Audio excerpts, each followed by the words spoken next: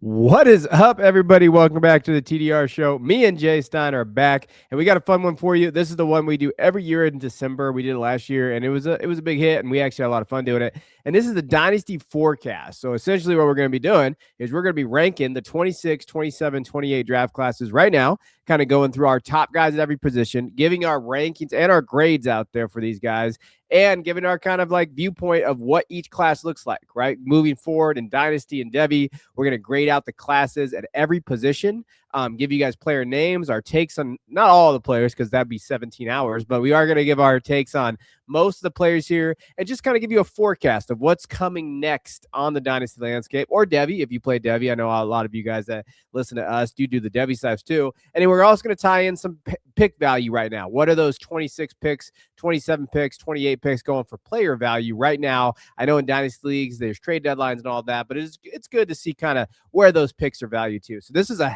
hell of an episode. This is a lot of fun putting it together. It's a lot of work that Jay did, getting all these numbers in and getting all these guys in here too. So we're excited to get back to you right before Christmas here. And, stick with us as we hit the intro, and then we'll dive into the 26th class on the other side.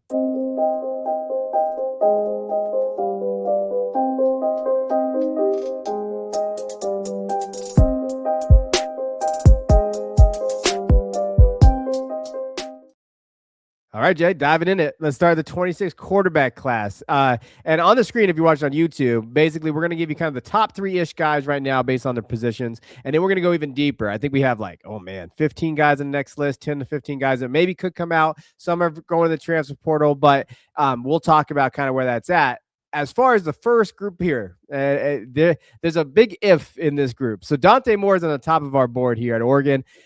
Fernando Mendoza is in second, and Ty Simpson's at third. The big if to me, and overall grade I gave this class is a B. That's with Dante Moore declaring. I don't know whether Dante Moore is going to declare or not, but I do think if Oregon runs the table or has a great playoff showing, because as of now we're recording this podcast, they're whooping JMU's ass, which that was there. But if they go beat Texas Tech, maybe upset Indiana, go to the national title game, I think Dante Moore could come out and be QB1 of this class.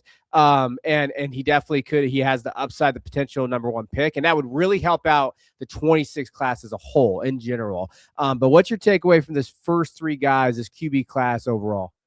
This is how I'd have them too.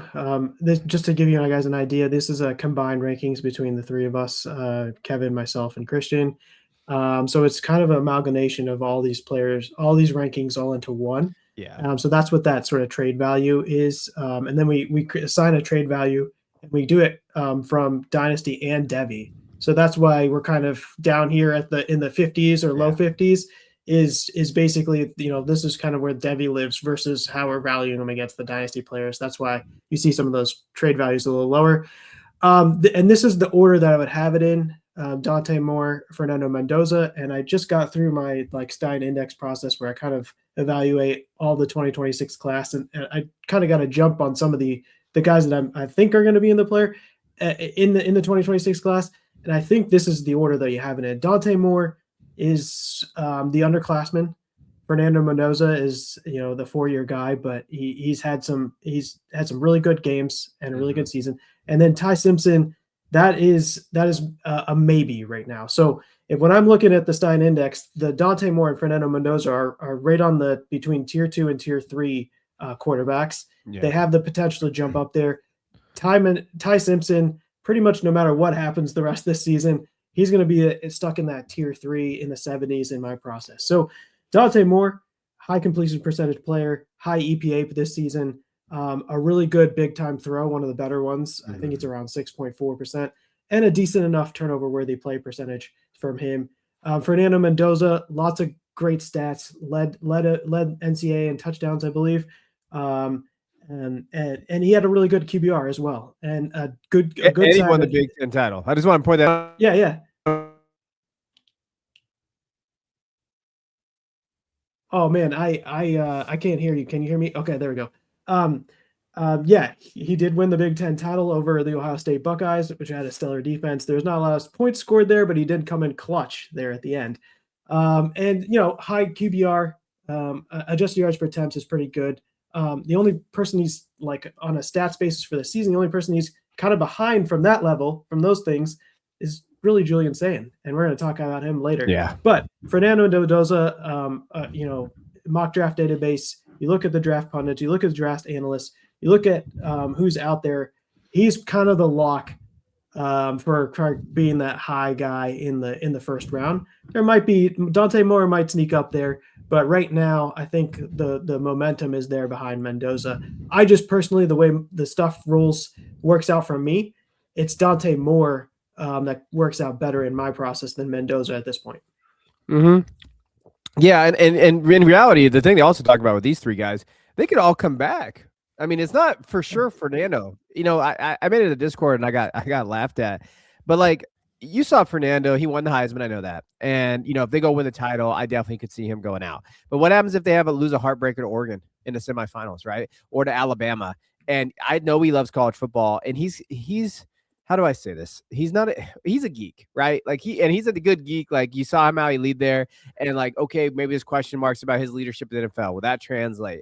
Like there's question marks about kind of that offense in Indiana, right? And maybe he looks at it like, hey, I'd rather if I can make some millions of dollars and just stay in Indiana and repeat this thing, that would hurt this class overall, right? Like, and I think that's also what we got to get into with this class.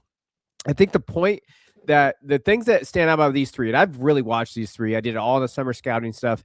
Dante Moore has the highest ceiling, and I think he has the best physical tools out of all these guys. Fernando, he has a quick release, probably the best arm of all three of these guys. So if I'm going to say which one has the strongest arm, it's Fernando. And if I'm going to say intangible wise, it's Ty. Ty's a gamer, right? But Ty kind of reminds me of that QB that gets drafted late first. That's kind of spunky, can make plays, make a little bit of plays with his legs. He has a good surrounding cast around him, right? Probably what Mac Jones could have been, like if he had a good surrounding cast around him early on in his career. So to me, Dante's the only one worth like for fantasy and dynasty perspective where I'm like, yeah, if he comes out, he's the 101. He can challenge Jeremiah Love. These other guys have a lot of question marks. Yeah, and my overall comment here is that we're talking about tier 3, maybe tier 2, but we're not all the way up in the elite tiers for these guys. So these aren't guys that put up from the start or even year 2 through their whole career, putting up just ridiculous numbers throughout their entire career. That's not what this is. It doesn't translate into elite. Now they might get drafted high in the first round, but I'm thinking tier 2 for these guys, Dante Moore and Fernando Mendoza. Yeah. All right, let's get into the other guys. So there's other groups, the guys in this group. Sam Levitt, probably going back to school portal. He said Arizona State right now. I know he's going to enter the portal. It doesn't open until January 2nd. Drew Aller, Penn State, is a guy that was maybe QB1 for some people going in, had that season-ending injury. Garrett Nussmeier is out there, bad year. Jaden's probably going back to school. I know he re-signed with USC, so he's off. Sawyer Robinson's out there. John Mateer, I know people thought he's not an NFL quarterback. I've been off the Mateer train for a while. Other guys on the list really don't move the needle at all. Carson Beck didn't look great today in their playoff game after we recorded this after their game this weekend. Overall, I think the only one that moves the needle for me at all, like if I said I had a little bit of like a spike, right? Like my cholesterol a little bit as I've aged a little bit, is probably Drew Aller, Penn State, just because of what he could have been and maybe the physical tools, 6'5", 240. Big time throws have been there, but has really shrinked in big games, thrown really costly interceptions. There's a lot of question marks about him. But if I was going to pick anybody in this group, second round, third round, who maybe could make a splash, it's Aller if he finds himself in the right system. Outside of that, these guys don't move the needle for me. I like Jaden Maava. I've highlighted him a few times on this podcast for the season. He started off pretty hot. If you're just looking straight at the numbers for the 2025 season, he's right up there at the top at most categories. Now we know he's going back, so he's not going to be part of this class. But I'm really interested to see how he does next year, and he might be a riser on people's boards for the 2027 QB class. And that bolsters up a very solid 27 class when we talk about it. Like the quarterbacks that maybe go back and come and do those things in terms of the 27 class and you kind of enroll in that class, that's going to be huge there. But outside of that, this is why when I give it a B grade, that's with Moore going out. If Moore doesn't go out, I mean, this is C-, right? I'm not very comfortable with a lot of these guys. That's going to be a huge hit to the top of the boards for fantasy football and for dynasty purposes. Huge hit. Nussmeier was a huge disappointment this year. I Yeah. think people were, in last year's draft, people were having him as, somebody that could come out and go in the first round. He goes back to school with the hype and hope, and it just didn't work out this season. That one was one that we were hoping was going to be a first round, and it just didn't work out this year. Just didn't. And he just simply, I was out on him in the summer when I wrote about him. I said, man, I just don't see the tape. I just worry about that arm. I just worry about a lot of things that kind of popped off. We still get comments about him like, hey, Nussmeier's still there. He could be that guy. If he couldn't do it at LSU as long as he did, fifth-year kid, I just don't see it in the NFL. I just don't see it. All right, let's go to running backs. This is an interesting class.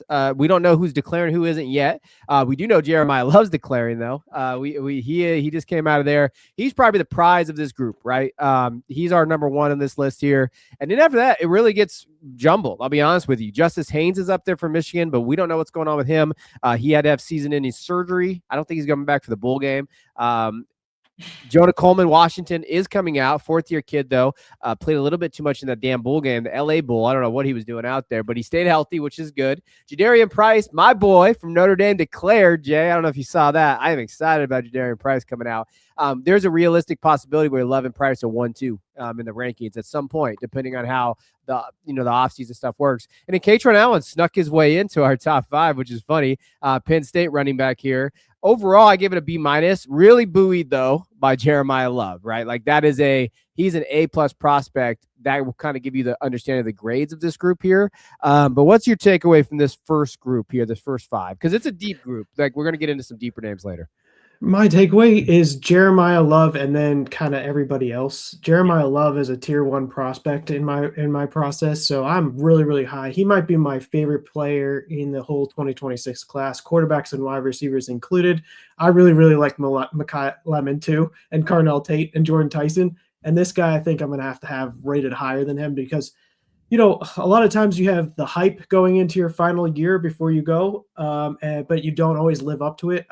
Makai Lemon wasn't necessarily thought of as the highest person in his wide receiver class, but Jeremiah Love came through this season. Yes. He was absolutely outstanding across many, many metrics. He's leading all of college football. There's too many to lead, but like highest PFF, run grade, best yards per attempt. He even was really good on yards per route run in the receiving game perspective. So this guy is really incredible. I'm looking forward to what he can do in the NFL. I think you're gonna want him in the early parts of your 2026 rookie drafts. Justin Haynes was a huge riser for me. You mentioned the injury, but somebody that I wasn't like, he wasn't maybe at 5th on my list coming in the season for this class, or even below that, 6th or 7th. Coming up to 2nd is how I view it. 2nd or 3rd is how I view him right now. But he was highly efficient. He was a big play guy. Almost 7 yards per attempt on his 121 attempts across 6-7 games. Jonah Coleman, he's got that low contact balance. He breaks a lot of tackles. You'll see him at the high end of that, especially last year. But what's surprising about him is he catches a lot of balls. Yeah, he does. So that's pretty interesting how involved he is from a passing game. I think that'll translate to the NFL. I just need to see him get a little bit more draft capital and get these NFL evaluators to start buying in on him. But so far, he had a pretty decent season this year. Maybe it wasn't as high as we were hoping. Like the volume wasn't crazy that we were hoping he'd maybe get this year. And then I'll let you talk about Jadarian Price. And then Katron Allen, man, like this is this debate between him and Nick Singleton. They came in together. Nick Singleton, I think, looks more athletic and more like an NFL running back, but Katron Allen just, early on, it was kind of a plotter, but he kind of took over this room. And Penn State was a disaster this season, absolute disaster. But he really thrived this year in terms of taking a lot of share of this offense. I'm not sure how great his prospects are in the NFL. He might be a role player, but he's up here as the 5th guy in here. Overall, this class is Jeremiah Love and then everybody else. Yeah. What I'd say is I'm pretty confident in Jeremiah Love. I am not confident in the rest of these guys. It's kind of less. There's no zero tier 2 guys. We're talking about tier 3, tier 4. It's Jeremiah Love and then a big gap after that.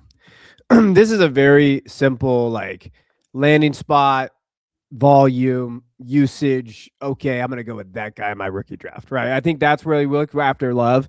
It just is what it is. I mean, it's a cop out to say that. I know people will roll their eyes, but because these guys have different strengths and weaknesses in terms of them as running backs, and none of them have that elite tier 1 skill set besides Love, right? So, every single one on this list, and you said let me mention Jadarian Price, and I like Jadarian Price, 5'11", 215, Notre Dame, has played behind Love, obviously, for the 3 years.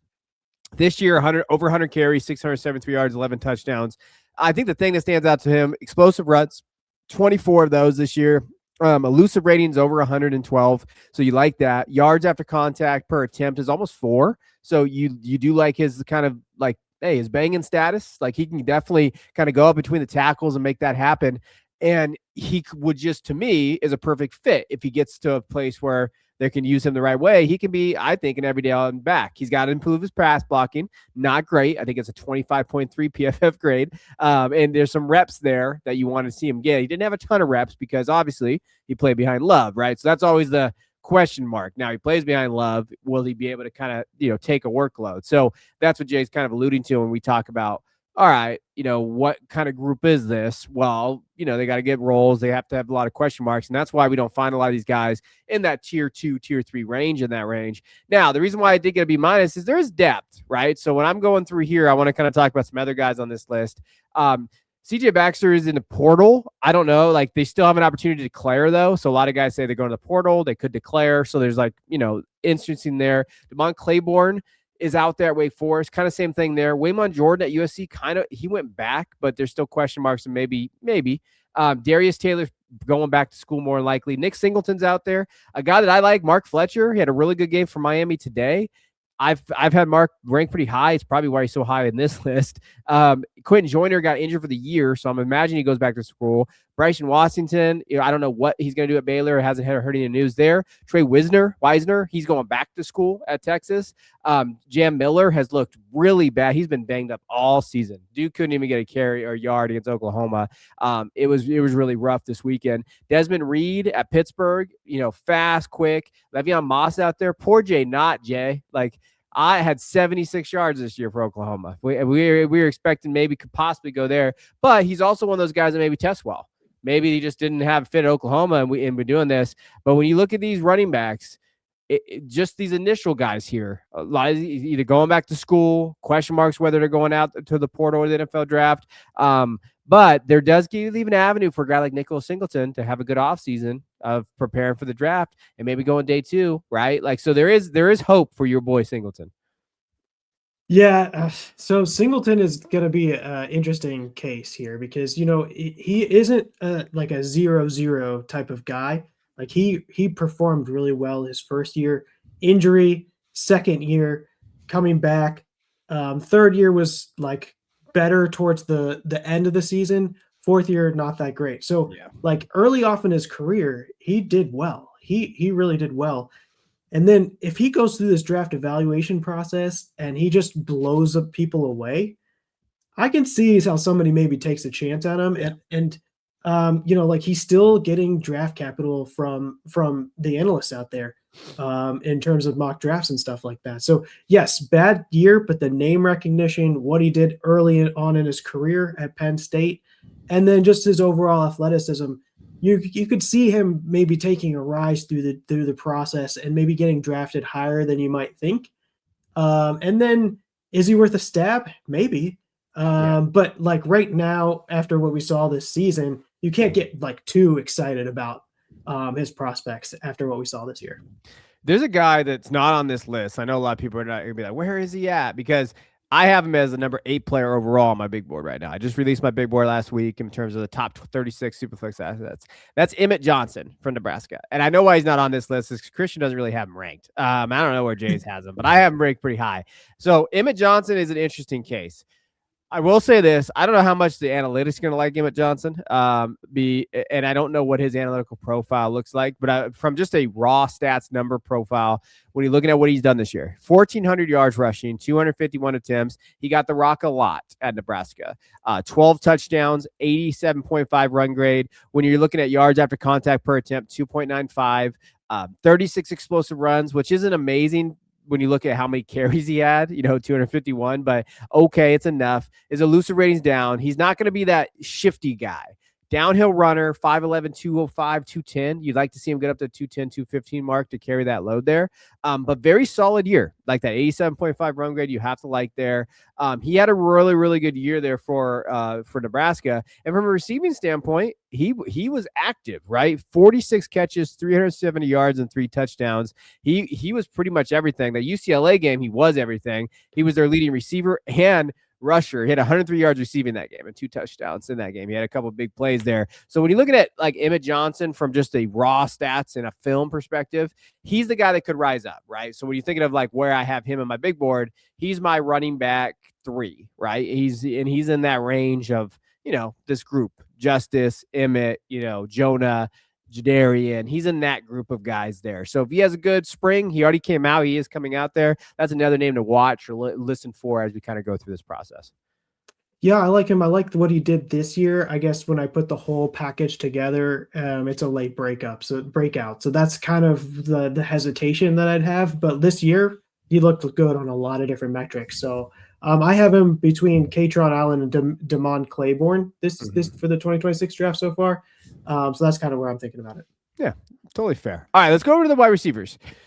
Man, we've had a love-hate relationship with this group, but I put a B+, and maybe I'm grading a little easy. I haven't been in the classroom for a few years. I'm a principal now. So, but I think it's because of the top 3 guys. And I think that I have when you're looking at this, Mekhi Lemon, USC. So when you're thinking of my big board where he's at 2, he's my number 2 player overall right now in terms of, just value-wise. Then you have Carnell Tate. He's my number 3 player, Ohio State wide receiver. And you have Jordan Tyson. He's my number 4 overall player.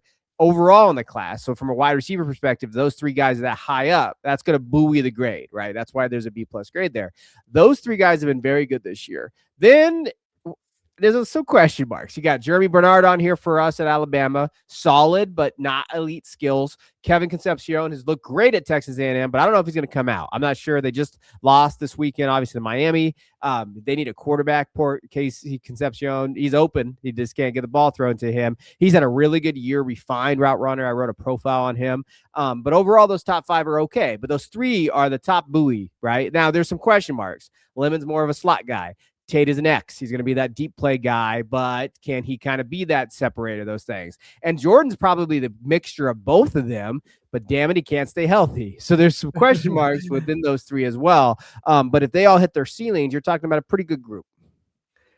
Yeah, I like this good group. Mekhi Lemon feels like just an outstanding player. I think he'll be very successful in the NFL. Carnell Tate and Jordan Tyson, I have him right there with Mekhi Lemon, but I got it in that order as tier 2 guys.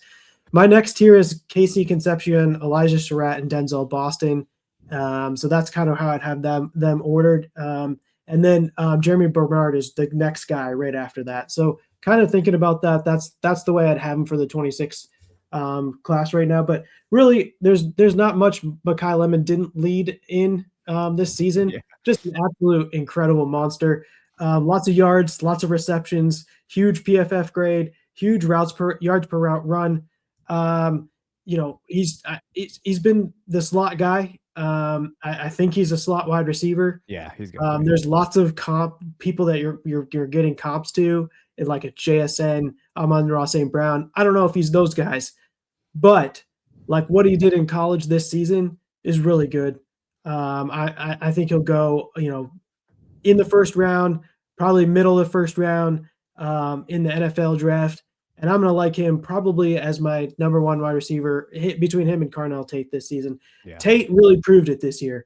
We knew he was good. He's been playing behind a lot of really good wide receivers, and he hasn't really developed the market share that you'd like to see. Well, this season, even with Jeremiah Smith there, you have Ibuka move on, and he's really taken over there in terms of getting some market share that you maybe were iffy about in the beginning of the season.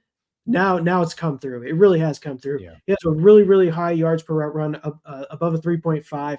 He has a really high EPA per play too. When you're looking at the rest of these guys, it translates. And he's catching the ball way, way down the field. Like he's a deep threat for these guys. I think he's got over 18 yards per reception this season. So he's really proved out what he can do this season. Jordan Tyson, his story has always been he commands a huge market share in this offense. A lot of the offense runs through him. It might be because there's not much else there from a wide receiver perspective, but market share does translate to maybe success in the NFL. And he's got a lot of market share and has had market share. The injuries are the concern for me. He fell off. He was probably my wide receiver one. I think Mekhi Lemon and Tate proved a little bit more this season, and so they kind of leapfrogged Jordan Tyson a little bit. I really like Casey Concepcion. He's a really cool prospect. I like from an experience-adjusted basis on a lot of metrics I looked at, he really showed up this season. He had a really good freshman season too. And with the transfer, you're wondering, hey, will it translate? It does translate. He had a really good season this season.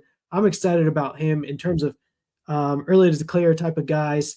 So this looks like a decent class for me. When I look at the quality of the 2026 rookie draft, I like these three guys. I like Jeremiah Love. After that, I'm maybe Dante Moore, maybe Fernando Mendoza, maybe Kenyon Sadiq. But those, it's really these three wide receivers and Jeremiah Love are the kind of guys that I'm like most confident. Yeah, in my big board, I have Love, Lemon, Tate, Tyson. That's how I have it. Like those are the top four right now. And then I have Dante Moore, and Moore can move. If he comes out, he might be one or two, right? Now, if you go into like the wide receivers, the group as a whole, Denzel Boston's out there at Washington. He's a solid player, right? Like he's really firmly in that second round for me when you're looking at kind of like a prospect. In terms of the rookie drafts. I don't know where he's going to go in the draft. Second, day two, probably. Chris Bell's been getting a lot of buzz out there, but he tore his ACL. So that's going to be one of those hard ones. He got that injury, so we'll see what that is. I know you've liked Surratt from Indiana for a long time. Omar Cooper from Indiana could be a perfect slot guy in the NFL. That's another name out there. Antonio Williams, I don't know what he's doing at Clemson. I don't know if he's coming out. I don't know what that situation is. Eric Singleton Jr. at Auburn, same thing. Jacoby Lane is coming out of USC. That's a prototypical X guy. Big receiver who can't separate. So we've seen that happen in the NFL a lot. So we'll see how that kind of plays out. Chris Brazil, another very solid Tennessee wide receiver, but in that system, we don't know what these guys are. Zachariah Branch has had a resurgent year. If he has a big playoff for Georgia down the stretch, he's a name to watch. I think NFL teams will bet on his upside. We've seen way worse wide receivers taken round two than Zachariah Branch. Isaiah Sategna is another one I really liked. I've liked him since he came out in high school. He's looked good for Oklahoma. He's a name. Evan Stewart. He's just not healthy this year. I don't think he's playing this week against JMU, but if he gets out there, I heard he's practicing. So if he gets out there, maybe just decides I'm going to come out to the NFL draft, we'll see there. But I know Surratt's your guy on this list. Anybody else, or maybe you wanted to punch? What I'm surprised about, and I'm curious what your thoughts are on him because he's just big and tall, but like Deuce Robinson had a really good season on a yards per route run basis, and some of the things that I look at looked pretty good. So I'm just I'm a little cautious because of how his career started at USC, but this season seemed to be pretty good. I know Florida State wasn't that great of a team this season, but like the numbers he was putting up was pretty decent. What are your thoughts on Deuce Robinson this year? I've had him back and forth in my board. I have him at 32 right now, just based on upside, right? 6'6", 220, receiving rate 80.4 this year. You like that? Over 1,000 yards, 6 touchdowns. This has been the best year. Best year was this year. At USC, they didn't really utilize him in the right ways. With him, the tape is there for a deep threat, right? He's just a deep threat. I think the thing for him is he's got to become that nuanced route runner, in and out of breaks, be able to kind of have a full route tree. He doesn't have that. Like his route tree is go balls, right? That's really what it is when you're looking at kind of where he goes. And we go over his receiving depth numbers, like where he does really well at. And this is what his game is, right? So deep threat, 20 plus yards or more. He had 13 catches for 561 yards and 3 touchdowns. Now, his receiving grade on those, 99.9. So he is a deep play guy. Like he's going to be able to do that from a medium range, 10 to 19 yards, 355 yards and a touchdown's fine. He doesn't do a lot of stuff in short. I think the question is like, what would be his role, right? I mean, he's that X. He's going to be that deep guy, but he's not as athletic as like Carnell Tate. Right? Like Carnell Tate, I think is a more athletic in terms of like nuanced route runner than he is. So I like him. I'd love for him to stay in college and develop a little bit more, but is Florida State that right program for him to do that at? Like obviously he produced this year, but on a down team, they're not going to have another new quarterback. Their coach is getting fired after the next year. Like, it's going to be an interesting mark. But if he comes out, you can't tell me a team won't bet on his traits in day 2. Like, you just can't, because I think they will. And that makes an interesting point there. But he's not Drake London, right? Like, you would hope like his ceiling could be someone like Drake or Tet McMillan. That's kind of his frame, but he's not as athletic. So then that you get worried about guys like that at that next level. I think that's the biggest thing with him. Yeah, that makes a lot of sense. If you look at the route run like metrics, like yards per route run, targets per route run, first downs per route run, it looks good. If you look at reception yards per team pass attempt, it looked good. So it's just one of those guys that's kind of signaling this season, and you just never know how it's going to be. But like, you want to marry that with good draft capital, and if that comes along, then maybe you get excited, or somebody you can bet on maybe in the later rounds of rookie drafts. If people don't know.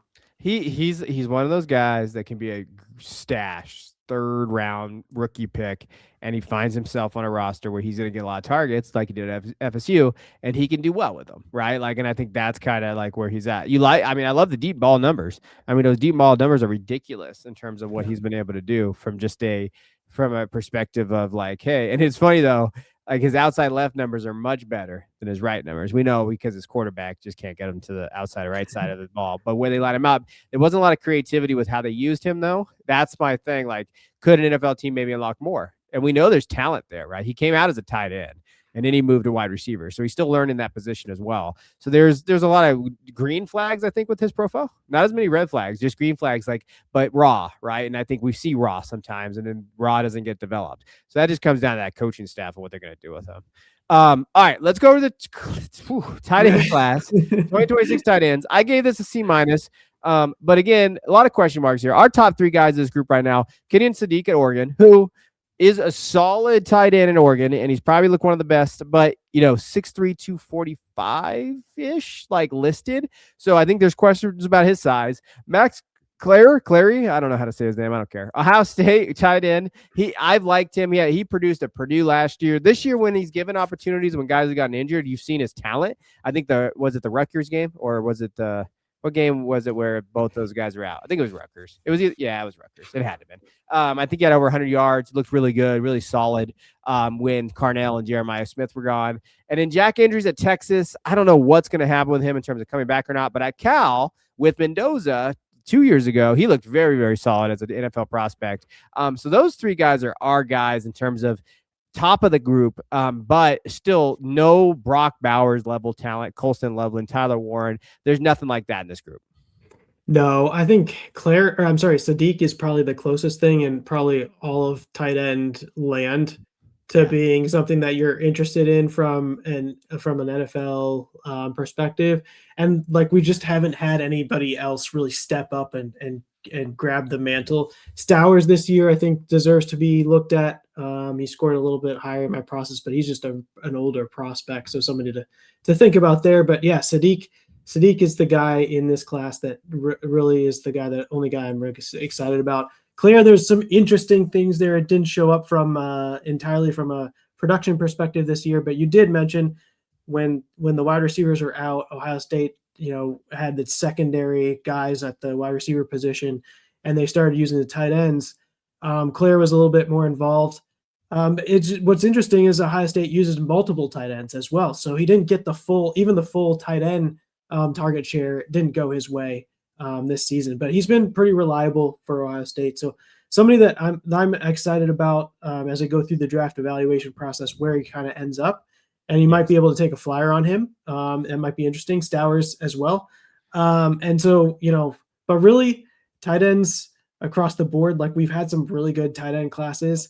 I'm even nervous about Sadiq, but last year, really good. A couple years before that, really good classes.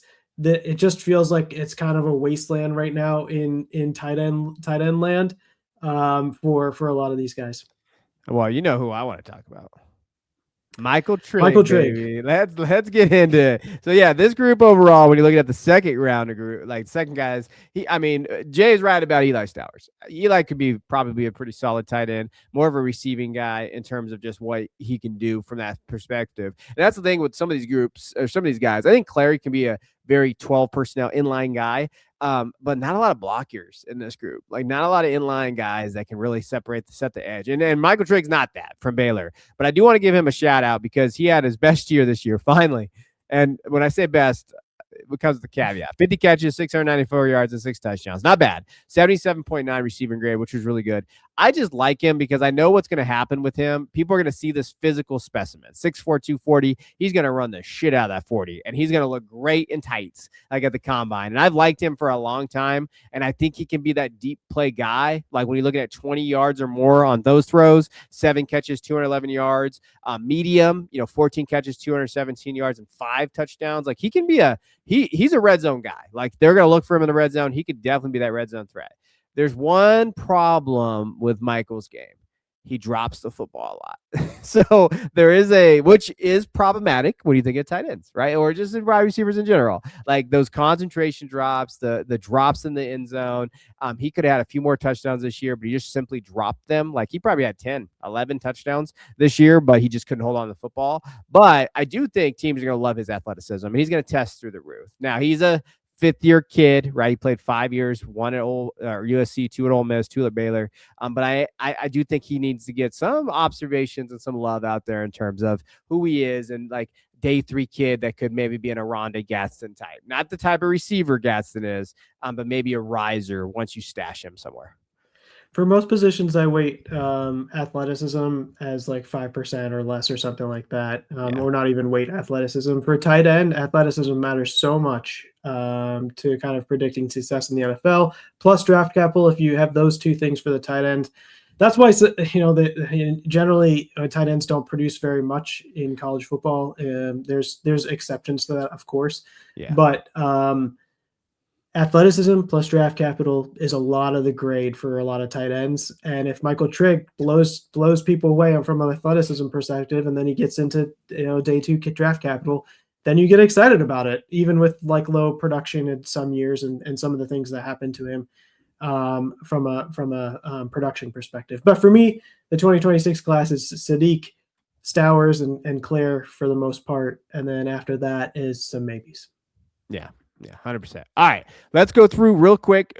Pick value right now of kind of like what these picks are going for now. And I know Dynasty's fluid, so I get that like this might not be tomorrow's price or whatever. But James Cook, Marvin Harrison Jr., Rome Odunze, Brian Thomas Jr., Dak Prescott, Tucker Kraft. And in general, this is more of a not really early or the late first, just in general of that first market, right? So like if it's kind of that middle ground, I always like to say middle first-ish range in there. That's essentially what these guys are going for. And I think it's appropriate value based on like the uncertainty of the class. Like there's some guys in here I'd probably want over a lot of these picks in terms of what you're thinking of, right? This is where you start measuring, do you want Jeremiah Love or James Cook, right? That's a tougher question. But do you want Marvin Harrison Jr., or maybe Brian Thomas Jr. over Jordan Tyson? So like that's where the interesting questions come into play. But these are kind of the pick values here. Obviously, Tucker's coming off that ACL there. But a guy like Dak, who at least is going to be a good quarterback for the next couple of years, if you have quarterback issues and you have like a middle round pick, and based on the quarterbacks that you see there, this might be a good time to kind of move off of that. So any real quick thoughts on these? Man, there's a lot of uncertainty on this list too. Think about what Marvin Harrison, Rome, Brian Thomas Jr., what their seasons were like this year. It's kind of interesting that these are the values here. Yeah. All right, let's get in 2027. Let's have some fun. All right, QB grades here for 2027 class. I gave this group an A, and I am being optimistic, I know. And I hate QBs. Jay will tell you I hate QBs, and I do. But Julian Sand is at R1. He's probably one of our most valued trade targets out there in terms of that. And I'm going to give us both credit because we both were on him early. Last year, we said, bye, Julian Sand. Arch Manning's still at 2, and I think that's appropriate. I think when you're looking at him, if he would have came out this year, Jay, he's a top 5 pick. I don't care what anybody says. Upside, Manning name, how he played down the stretch against Texas A&M, even Georgia in the game that they lost. Like, he's looked good down the stretch. Yes, he had a rocky start. And then we have still DJ Lagway there. We'll talk about who we have right behind him who could definitely jump him. Lagway's still there in terms of just value, skills could really translate, but I do think he needs 2 years. I just wrote about him in an article I'm putting out this week. So I do think he needs 2 more years of development, but he is 2027 guy, right? So I think that he does have value in that range. But overall, these 3 are good, but then we do have depth behind them as well. Yeah, we're going to talk about the rest of them. We probably should put 5 or Yes. maybe more players in this chart. We were just doing 3s for quarterbacks, so that's just kind of way away it. And maybe you might order those differently. Well, my takeaway from this season is Julian Sayin is pretty good, is really good. He like, let's start this. He's not like the incredible tools. He doesn't have a cannon of an arm, but he's incredibly efficient. He places the ball like in the perfect spot. Lets the wide receivers get the yak. Lets the wide receivers utilize what they're able to do to get as much yards as possible. And he breaks the completion percentage record this season as a first year starter, second year total. And it wasn't just like throwing checkdowns the whole time. He had a really good adjusted yards per attempt as well. So, from a numbers perspective, it's hard to really knock this guy. And, he doesn't blow you away with the tools. He's not launching it across, he's not 6'5", launching it from one side of the field to the other side of the field, but he's incredibly accurate, and he uses his tools around him to spread the ball around. And it's been a really good season. Completions percentage, like I said, is breaking a record. He had a really high PFF grade. He had a really high QBR. All these for a second-year player, beating those experience-adjusted metrics that you're looking for. His EPA per play, total EPA was really high on the season. This was a really, really good season. There are gonna be haters because it's not a wow type of guy. Mm-hmm. In fact, a lot of the hype goes to the wide receivers just because of how incredible they are and what they're able to do. His 2 games against really high-end opponents, Texas and this last game against Indiana, he did not perform that great. So there's this argument about the big game type of play. Well, we'll see. He's got some more big games coming here for the rest of the college football playoff. He's young. That'll develop with one more year, year starting next season. What I'd say is last year we were really excited about Arch, DJ Lagway. They put together like half a season, about even a couple of games of really good. We got really hyped up about them. Julian Sayin, we're going to get hyped up again about a young guy this season. Julian Sayin's the guy we're going to get hyped up about, but he started the whole season. Yeah. He's played and he's got lots of experience. We know what Julian Sayin is. We know what he isn't. And so I feel a little bit more comfortable taking a Julian Sayin than I do, especially with the numbers he was able to put up, than I felt comfortable taking the Arch Manning, the DJ Lagway, the Lenore Sellers last year, even though they still have physical upside. Julian Sayin was the riser this year. Julian Sayin is the safe guy. And when we look at where the Devy selections go for next season and what that 2027 class is, I think you got to have him at the top, or close to the top. Maybe you value wide receivers or running backs higher, but as far as quarterbacks go, there's not much I'd value much higher than what Julian Sayin did this year in his second year and what he could be for a 2026 class. Yeah, no, I agree. I think he's a clear tier above these guys, above anybody in this class. And you know what? Here's the other thing too. And I hate saying this because I hate Ohio State so much. They suck so much. They develop quarterbacks to play in the NFL, right? And they have now. And I do think that with you seeing what CJ Stroud, maybe in particular Ryan Day's group, right? Like Justin Fields notwithstanding, and who knows what Justin Fields could have been, but CJ Stroud has looked good when you're thinking of kind of what they could be if they have that elite skill set, right? That elite talent. And I think if I believe in Ohio State much more, then probably I even believe in Texas. Right. Florida. Yeah. 100%. Notre Dame, probably. Right. When you think of quarterbacks that come from there. I do want to pivot back to Arch and then we'll go into the other quarterbacks. But, this is what I was talking about with Arches down the stretch. Vanderbilt, 25 for 33, 328 yards, 3 touchdowns, 88.4 passing grade. Georgia, in a loss, 251 yards, 27 for 43, a touchdown interception. Arkansas, 389 yards, 4 touchdowns, 84.1 PFF grade. And in that Texas A&M game, didn't have a great statistical game. 14 for 31, 179 yards and a touchdown. But the thing that doesn't really get talked about as Arch as much is his rushing. Like he has a rushing floor. And if we're talking fantasy, that's what you're really looking for. That's 68 yards against Texas A&M and that touchdown, that big run that he had, that kind of elevates his game too, right? So Arch down the stretch looked better. Does he still need to develop? Yes. Is there still huge question marks about Sark's play calling and development? Yes, there is. But his name value, he's still a safe pick, in my opinion. I still think he's a first round guy. And so, like, that's what kind of elevates him there. Lagway is the most wild card of that group. But let's get into some of the other guys. Lenore Sellers, South Carolina. He is going back. So he's eligible for 2027. CJ Carr at Notre Dame. Demond Williams, Washington, still a sleeper out there, y'all. I know you don't want to hear it, but I like Demond Williams there. CJ Bailey, Dylan Raiola, he's in the transporter now.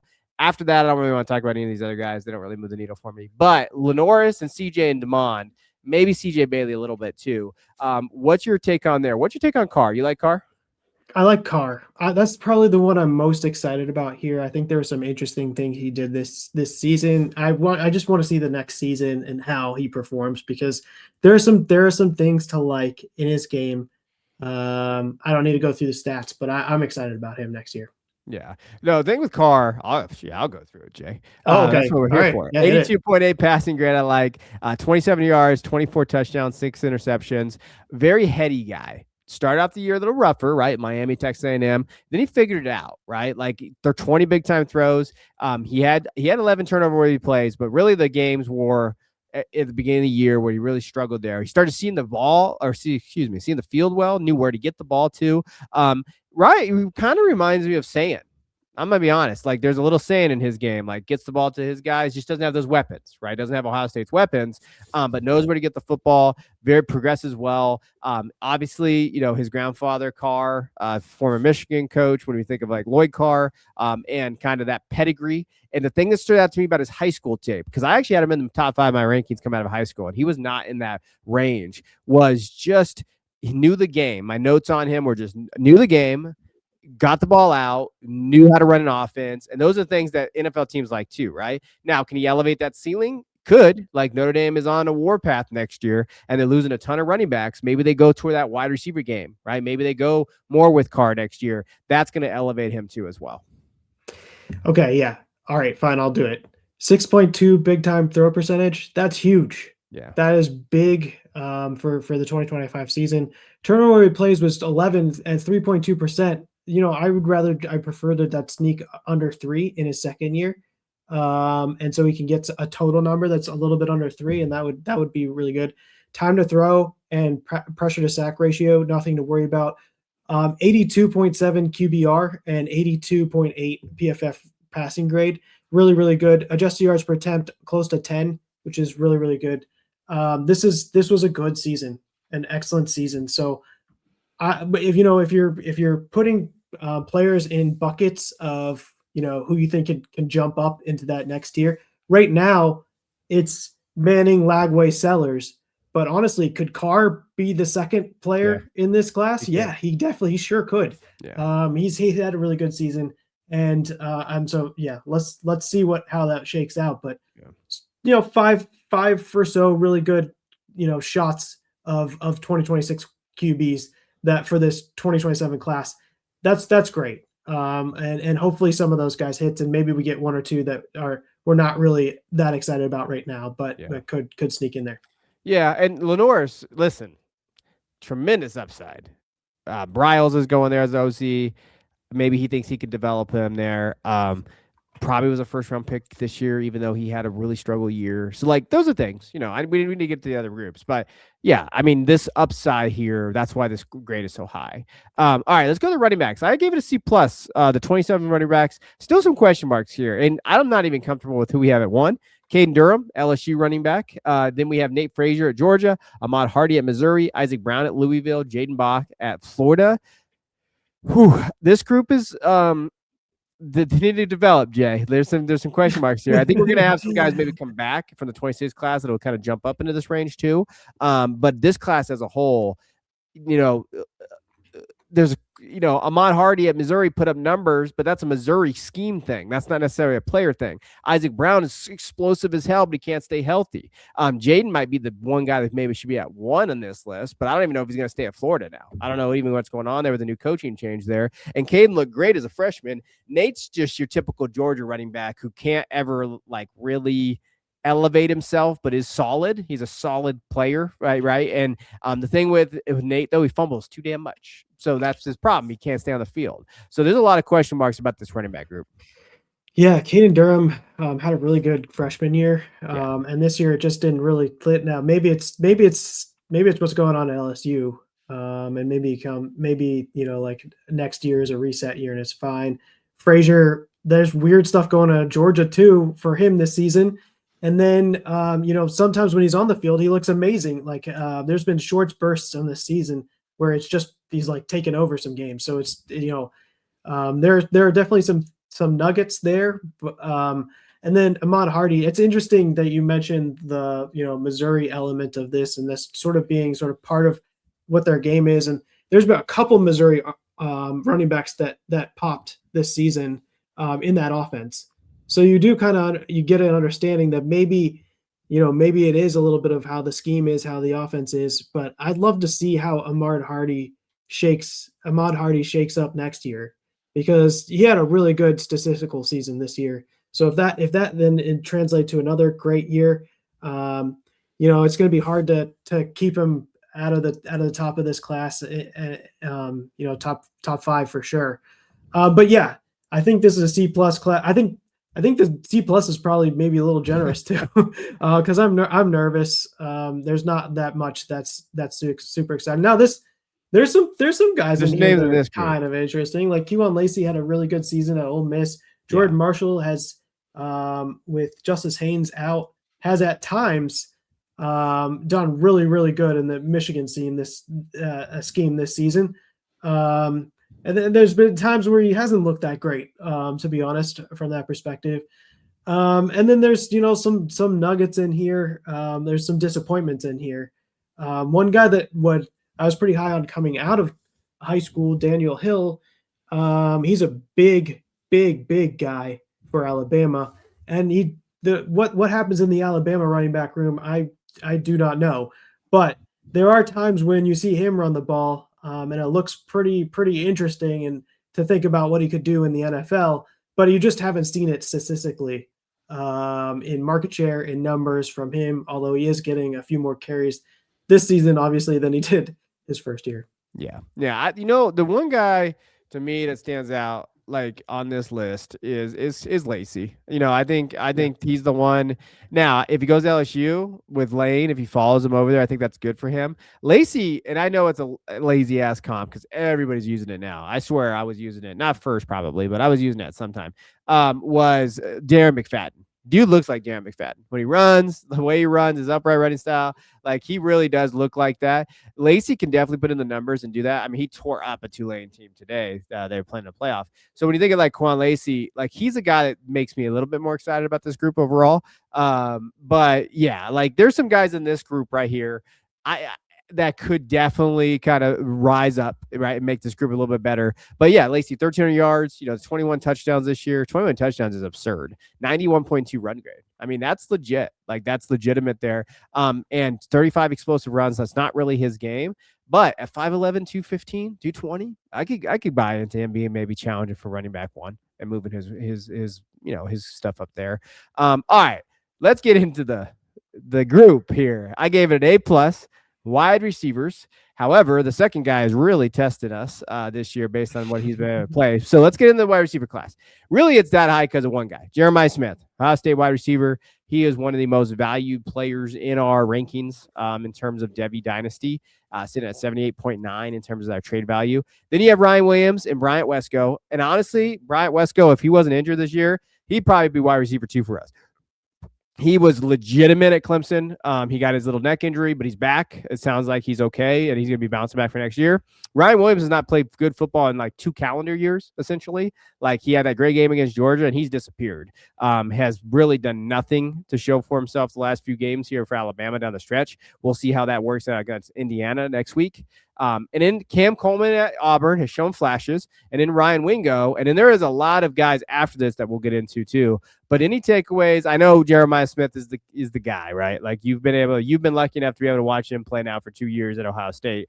And to me, he's a top 5 talent overall in all formats. Is that where you're at with him? Yes. Yeah, I completely agree with that. You'll notice on our trade value here, we have him in like the high 70s. Everything else we've looked at has been in the 50s. Yeah. Across every single thing we've thrown up there has been in the 50s. This guy is from a value perspective, from a Dynasty Devy perspective, you're valuing up there with the high end of the dynasty wide receivers in the NFL. So just that's why this class gets an A plus. What I'd say is, you mentioned what happened with Brian Wesco this season, but Ryan Wesco, Cam Coleman, Ryan Wingo, surprisingly, although you haven't heard that much, Coleman, Wingo having really good seasons in 2025 from a reception yards per team, pass attempt basis, and across a lot of stats.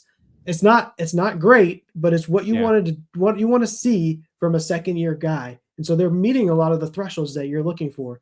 And then Wesco really showed me a lot this year before the injury. So I'm really excited about where we are at the top of these top five classes, these top five in this class.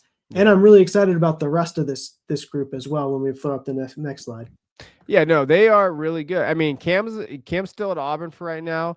I like that you mentioned Wingo, because I do think when you're thinking of Ryan Wingo and what he's been able to do, that offense has been a little bit, hit or miss at Texas, but I still think he's Garrett Wilson 2.0. I really think Ryan Wingo can be that kind of ceiling play.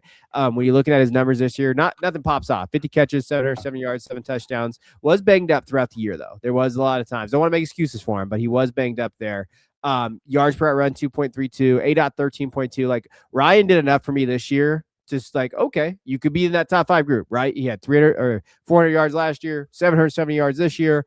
All right, keep progressing now. Hit that 1,000 mark next year. I think the real value of this class is like maybe some of those wide receivers don't come out in 2026, right? Omar Cooper, Casey Concepcion, some of those guys. And then you get these guys too. TJ Moore at Clemson obviously had a down career so far. I hate saying down when he hasn't been bad. I mean, he's averaged, I think he's averaged, I don't have the numbers right in front of me, 600-ish yards probably for the first 2 years. Nick Marsh, Michigan State, he's finally in the portal, thank God, and I just hope he doesn't go to Ohio State. As long as he doesn't go there, we're going to see some great love there. Miley Graham has a chance maybe next year. Mario Cravers looked really good at Texas A&M. Perry Thompson's finally in the portal. Mike Matthews is out there. JoJo Trader was on the field today for Miami, so that's good news. Emmett Mosley kind of caught on fire a little bit for Texas down the stretch too. Malcolm Simmons is in the portal. There's some guys out there. Mazeo Bennett, okay. Like, there's some other guys out there that probably could pop off that could be on this list that we like, that really solidifies itself there. But what's your takeaway from this group?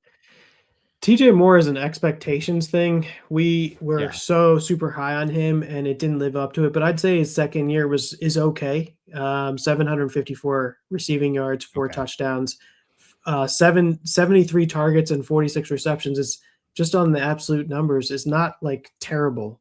It didn't meet thresholds from an experience adjusted basis for the market share type of stuff. But it's not a bad second year. It's an expectations thing. We thought he was going to go off. We thought he was going to be at the top end of this class, and it didn't happen. Even Bryant Wesco outperforming him on his own team in the same situation when he was healthy kind of pushes him down a little bit. I think that's there, but I still think he's a really good player, and hopefully that turns around. Nick Marsh, I'm super excited about. Always been high on him. It'd be interesting to see where he lands in the portal. Mario Craver is the one that was interesting for me this season. He had a really good season statistically. I'll be very excited to see, how he finishes out. And then there's definitely some follows here. Mylan Graham didn't really get a chance to be on the field this year for Ohio State. That comes with, some really good players, but then also it didn't feel like he cracked the second level too very often as well. So pretty high expectations from him coming in, and it definitely didn't live up to those. You have Bryson Rogers transferring, entering the transfer portal. Maybe if he stays, maybe there's an opportunity for him to give some more share next year with Carnell Tate leaving. But that's kind of been the disappointing this one. I'm still excited about Perry Thompson, where he ends up, what he looks like. I thought he was really good coming in. Yeah. And so, those Auburn guys, they had a really good first year, or I was excited about those guys for the first year. This year hasn't really been as great, so it'd be interesting to see kind of where they all end up and how successful they are at the new spots. Yeah, I think Perry's the one guy to watch, everybody out there. And I still like Emmett Mosley, too. Like, Emmett Mosley is a guy that really crushed it at Stanford his freshman year. Looked better than everybody's well, who was the Stanford wide receiver everybody loved? Why can't I remember who that is now? Elic Alamer? Yeah, that guy. Everybody loved him. I mean, he was a darling out there, and Emmett Mosley was just mocking the floor with him. Like he was just doing all his dirty work there and looked great. And then this year, I mean, he transferred over to Texas, so he didn't get off to a strong start. But when you're looking at the numbers down the stretch, I mean, he started week 6. That's basically where he was at. He finished all right. Those 4 games, like I talked about, Mississippi State, Vanderbilt, Georgia, Arkansas, averaged over 60 yards, had 3 touchdowns in those games, had the targets that you like to see. Like, he could be that guy for them too. Especially they lost DeAndre Moore. That's another name that we didn't really mention for the 26 class that we probably should. DeAndre Moore from Texas is declaring. Now, Emmett Mosley kind of steps in that role. So these are guys out here that in this group that definitely could kind of pop off that we wanted to kind of mention. Now, the tight ends, similar to 2026, gave it a C-. This group's bad. Tre'Davious Green, Elijah Lofton, he's shown some things. Caleb Odom's out there. Luke Reynolds, Gavin Hoffman, not much here. I don't have a ton to say on the tight ends here. The only thing I would say is maybe, Elijah Lofton could be. I mean, they kind of get him involved. He's super athletic, but I don't know. Yeah. No, thanks. Okay.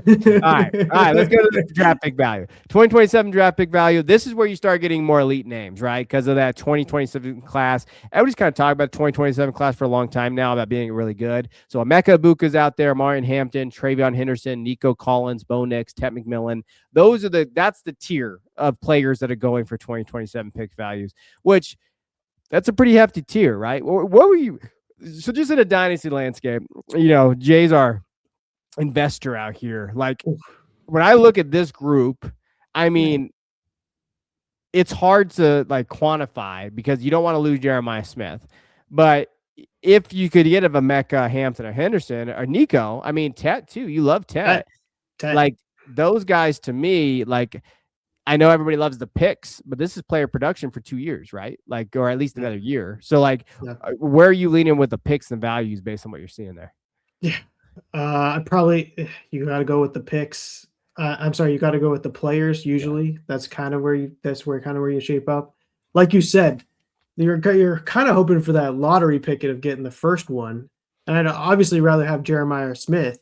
But then after that, it's Julian Sayin. It's question marks at running back. Yeah. You have some potential really stars at wide receiver, but that's just potential. So you'd probably rather have the guy that actually already did that in Tedder McMillan, went off and became a first-round pick, and is being successful in the NFL. Of course, you're probably gonna want that guy, just because of the certainty with it. But the only player that gives you the question mark is Jeremiah Smith. Maybe one of the quarterbacks, because of course in Superflex, if you're playing Superflex, you take the quarterback that if you're really gonna get that really good quarterback, he's gonna start for you and he's gonna get you playable quarterback points, especially in Superflex, which is the top 12, the top 24 QBs.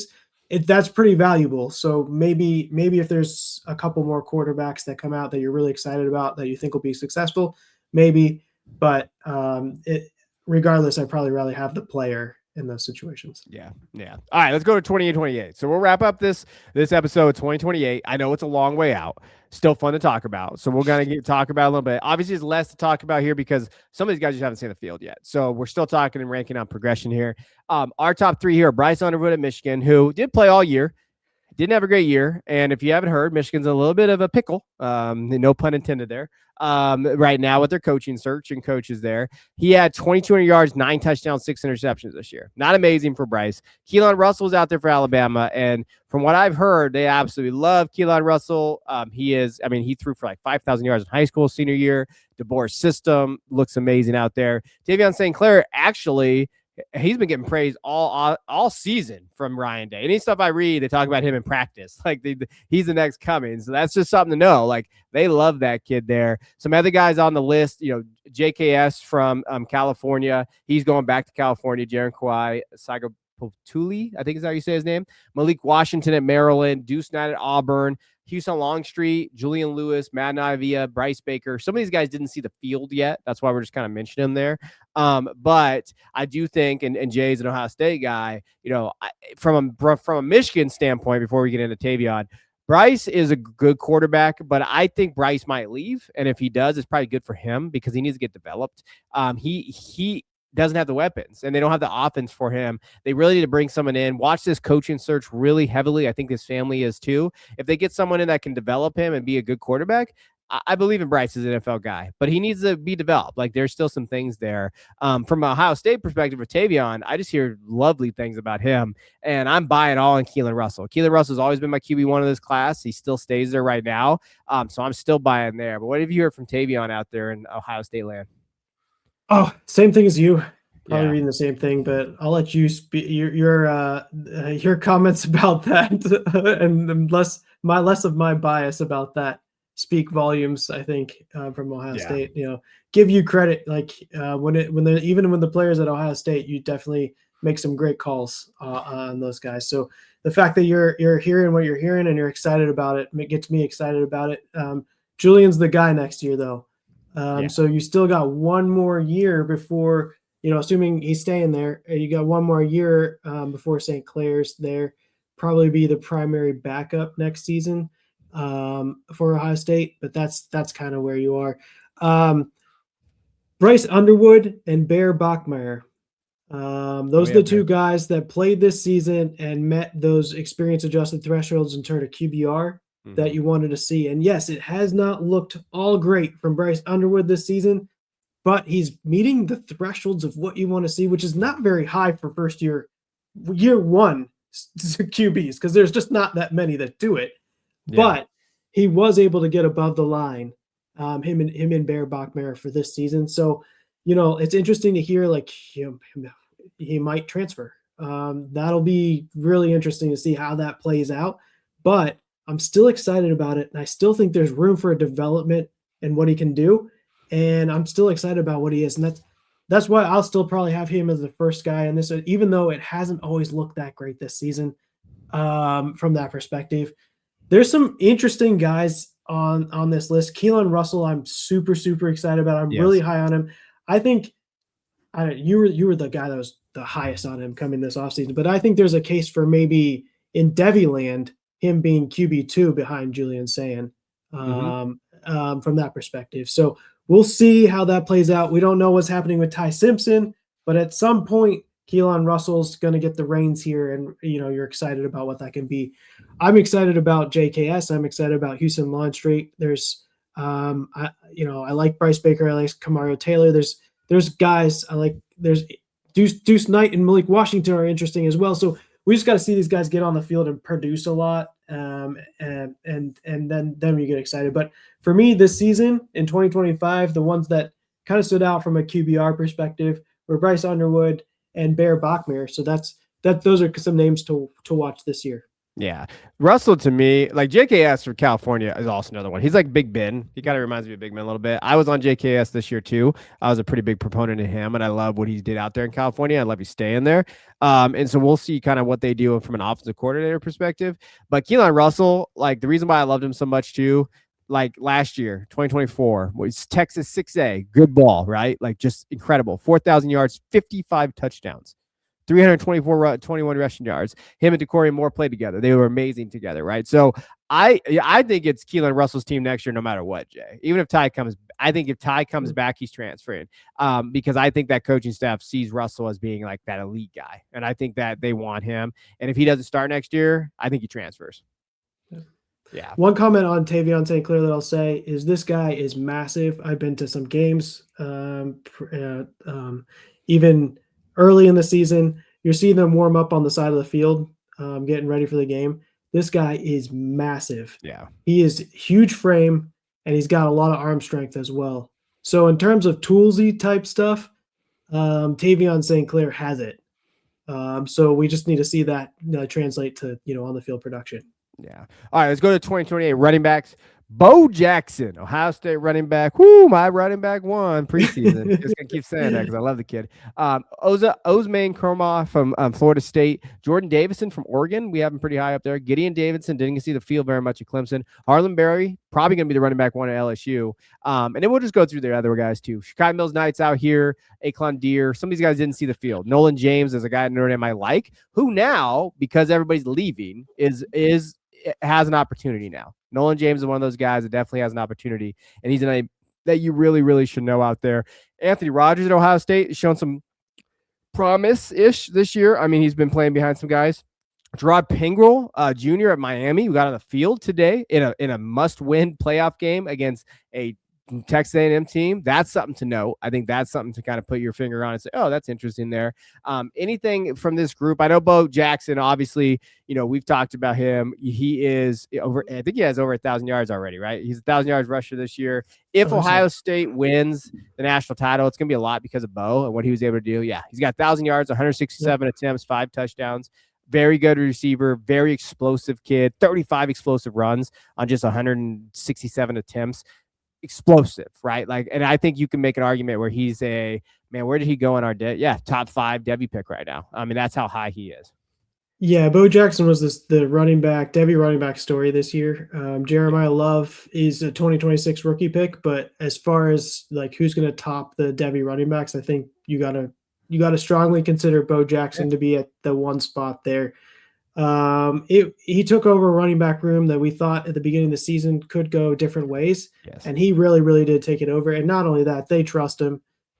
He is everything you want out of running back. And it's fun to watch, honestly. And he's going to be a really good NFL player. Keep this up. It'll be good. Kromah is somebody that I'm really, really excited about. Not overwhelming stats this season, but he's a big back and he's got that burst that is just fun to watch. If he can get some volume, I'd be really, really excited about him from a profile perspective. The 2 Oregon running backs, Jordan Davison and Darius Hill, looked really, really good this season. I'm liking what I see out of those 2 freshman Oregon running backs. I don't even know how to pick the 2. I mean, Jordan Davison has had some games, but there's some really cool stuff to like about Darius Hill, what he's been able to do as well. So I'm excited about that. Besides Bo Jackson and maybe Kromah, there's a lot of maybe what ifs types of things, and there's some stats in here which you like to see, but I'm not sold entirely yet. We just need to see a lot more production out of this group. But there's some potential in a lot of these grades, a lot of these rooms. We're looking at stuff and we're looking at groups and we're like, man, there's not that much. There's a lot of potential here. There's a lot of names when you go down the list you're excited about.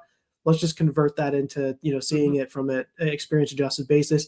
Bo Jackson, sort of taking this group and the whole Devy running back, landscape, turning it on its head and kind of, pushing his way up to the first one there. Yeah, there's a reason why there's a B+ in this group, and it's because of Bo. Bo's buoyed that, what he's been able to do. He's had one of the best freshman breakouts since, Travion Henderson, right? He has. All right, let's go to 2028 wide receiver grades. DeCorian Moore, when you're thinking of what he's been really good at Oregon this year. Dallas Wilson at Florida, when healthy. He hasn't been healthy a lot, but when he was healthy, they beat a Texas team. He looked great in that game. Malachi Toney might be number 1, though. We might need to move him up just based on even what he did today. He single-handedly basically beat Texas A&M today with a punt return, with a rushing touchdown from a receiving standpoint. If you had any type of quarterback play, Carson Beck is ass. I don't know who needs to know that, but he is bad. He would be looking even good there. Vernell Brown at Florida looked awesome. In his moments, he was a leading receiver for Florida out there. Andrew Marsh from Michigan has looked really, really good this year. Latsier Brooks maybe should be in the top 5 at Alabama. He's looked better than Ryan Williams this year. Some other guys that maybe haven't seen the field yet too much. Quincy Porter, Khalil Lockett at Texas. Quincy Porter's out of Ohio State. Jamie French out of Texas. Caleb Cunningham, out of Ole Miss. There's a lot of guys in that range. It just hasn't seen that yet. But as far as the top guys, the Marsh, the Brown, the Toney, Wilson, Moore, and then Brooks and even maybe Porter, Lockett, when they finally get some opportunities, this is a really, really solid class. That's why I gave it an A-. Yeah, I think it deserves it. DeCorian Moore is as advertised. Really took over on Oregon's, wide receiver ranks as a true freshman. Lots to like about what he did this season. I think Malachi Tony had a really remarkable season. For me, big riser of this class. You can make an argument for him to be, like you said, wide receiver 1, but there's so much to like about what he has been doing this season.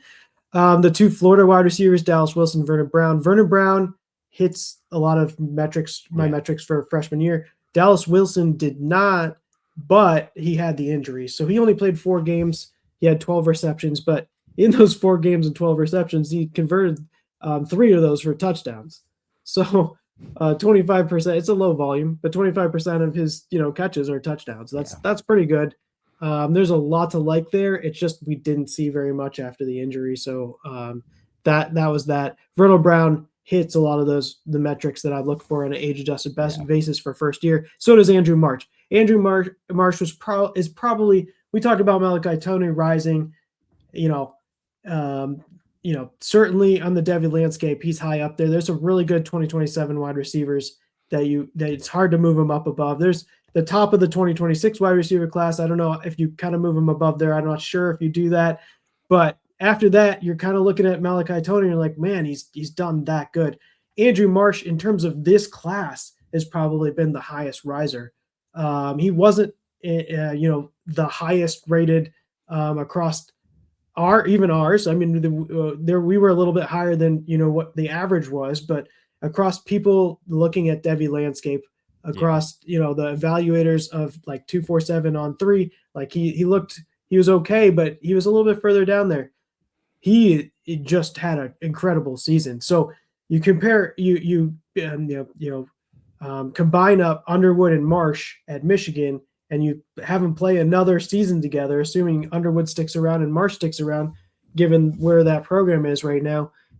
That's a good combo. And Marsh, to an extent, feels like you need both. You need Underwood to be able to get him the ball, but Marsh seems to be that guy that can bail out a quarterback, and they actually raised the level of play at the quarterback position as well. He was that good, so he's exciting. I like these 5. There's a couple more down the list, but also when you go down the list, there's a lot of injuries. There's a lot of players that didn't get a lot of play time. So there's a lot of question marks there. Besides maybe Lloytzer Brooks, there's a lot of question marks there. But the top 5 and 6, top 6, you call it, that's looking pretty exciting. So I like the grade on this. Yeah. No, I was gonna say the thing that like you got to mention too, and I mentioned this to you pre-show. The hard part about all these things is the training, the portal, the transfer portal, and like what that looks like in terms of some of these guys that don't get on the field early. You got to really know that, because if they transfer, if like a guy like Khalil Lockett can't get on the field early, and in Texas goes get 2 more guys. They got Emmett Mosley, they got Jack injuries last year. They get all these guys, and now you're looking at like, oh my God, now he's not gonna get on the field at all, right? Ohio State, same thing. Quincy Porter, right? I think they like Quincy Porter, and he's gotten on the field a little bit. But again, you have to just kind of know that. The guy that I think Lloytzer Brooks, like he looks really good down the stretch, right? And he's just been really twitchy. He was a 3-star kid, 5'9", 191, really just a slot guy. But Ty believes in him and trusts him down the stretch. It'll be interesting what he does against Alabama. But on the year, like the regular season, 444 2 yards and 2 touchdowns, looked good. Against Oklahoma too. So like this is a good group. I really like this group. This is a fun group. That's like a fun like wide receiver group for sure. Are you putting Brooks above any of the other top 5? I mean, you could probably, if you wanted to switch him and Marsh, I wouldn't because Marsh was definitely a target merchant at Michigan down the stretch. Yeah. Like I think the Northwestern game, he had like 16 targets or something like that, but he caught 12 balls. Like, so like he'd produce for sure. Yeah. But if you wanted to and I guess if you really wanted to nitpick and say Dallas Wilson's just been injured and hasn't shown much, I could get that. Like I could see that too. I think Dallas Wilson's upside is Des Bryant though. So like, that's why he's ranked higher for me. Yeah. All right, let's go. Well, tight ends real quick. They didn't really see the field, especially the 2028 class. So Lincoln Cure's still out there. He was the number 1 rated tight end in the class. He's at Kansas State. Andrew Olesh is at Penn State for now. I don't know if he transferred out or not. Keati Armstrong. there's really no one else. Let's just go to draft pick value. So 2028 draft pick value right now, things to kind of know in terms of just what these guys look like in terms of what your pick value is. Josh Jacobs, Saquon Barkley, Colson Loveland, A.J. Brown, Jalen Waddle, R.J. Harvey. So this is where you get a little lower here. I don't advocate moving picks 2028 out. That's a long time away, and I do think that people do move them. We have seen in my leagues people move them too. But I hold these picks because I think these picks are going to go up in value. I value the 28 class pretty high based on those wide receivers and possible, like with the whole groups as a QB running backs. There's some pretty good assets in that class. Don't trade Colson Loveland. He's so good. Yeah. Keep him on your squad. But yeah, I mean, we're talking about Bo Jackson, 5 or 6 pretty good wide receivers, and still some maybes at the quarterback position, especially if some of them don't come out after 3 years, they come out of 4 years. Like overall class looks maybe top to bottom could be better, definitely better than 2026 class, could be at or as good as close to the 2027 class. But like you said, it's just a long ways away to be stacking picks in the 2028 class. No, as far as I can tell right now, there's no Jeremiah Smith, although there's some really, really high quality players. It's not like the lottery pick you're getting from maybe potentially having a shot at Jeremiah Smith, though. Yeah, 100%. All right, just to go over the overall grades of the classes before we get out of here. 2026, B for QB, B minus for running back, B plus for wide receiver, and C minus with tight end. But the B for QB is heavily weighted that Dante Moore comes out. If not, that's going to go down to a C. 2027, A for QBs, C plus for running backs, A plus for wide receivers, tight end C minus. And in 2028, B plus for QBs and running backs, A minus for wide receivers, C minus for tight ends, because I just don't see that level of prospect that you're looking for at that tight end position. But overall, what's your takeaway from the grades? You kind of agree in terms of generally speaking where they're at?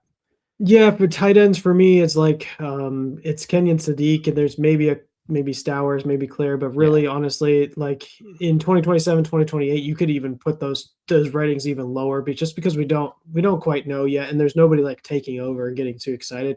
Maybe somebody starts to do that, but yeah, what I think the takeaway for me is the 2026 class coming in, we got no A's here. No.